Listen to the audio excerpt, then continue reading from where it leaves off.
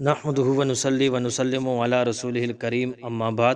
حضرت ثابت بنانی علیہ الرحمہ فرماتے ہیں کہ میں حضرت مصعب بن زبیر رضی اللہ تعالیٰ عنہ کے ساتھ کوفے کے علاقے میں تھا۔ ایک باغ کے اندر چلا گیا کہ 2 رکعت نماز پڑھ لوں۔ میں نے نماز سے پہلے حامیم المؤمن کی آیتیں الہ المسیر تک پڑھی۔ اچانک دیکھا کہ ایک شخص میرے پیچھے ایک سفید خچر پر سوار کھڑا ہے جس کے بدن پر یمنی کپڑے ہیں۔ اس شخص نے مجھ سے کہا کہ جب تم غافر الذنب کہو تو اس کے ساتھ یہ دعا کرو، یا غافر الذنب اغفر لی، یعنی اے گناہوں کے معاف کرنے والے مجھے معاف کر دے۔ اور جب تم پڑھو قابل التوبی تو یہ دعا کرو، یا قابل التوبی اقبل توبتی، یعنی اے توبہ قبول کرنے والے میری توبہ قبول فرما۔ پھر جب تم پڑھو شدید العقابی تو یہ دعا کرو، یا شدید العقاب لا تعاقبنی، یعنی اے سخت عقاب والے مجھے عذاب نہ دیجیے۔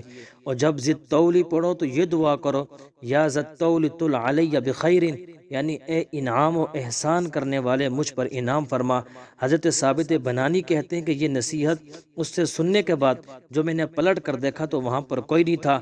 میں اس کی تلاش میں باغ کے دروازے پر آیا، لوگوں سے پوچھا کہ ایک ایسا شخص یمنی لباس میں یہاں سے گزرا ہے؟ سب نے کہا کہ ہم نے کوئی ایسا شخص نہیں دیکھا۔ حضرت ثابت بنانی کی ایک روایت میں یہ بھی ہے کہ لوگوں کا خیال ہے کہ یہ حضرت الیاس علیہ السلام تھے۔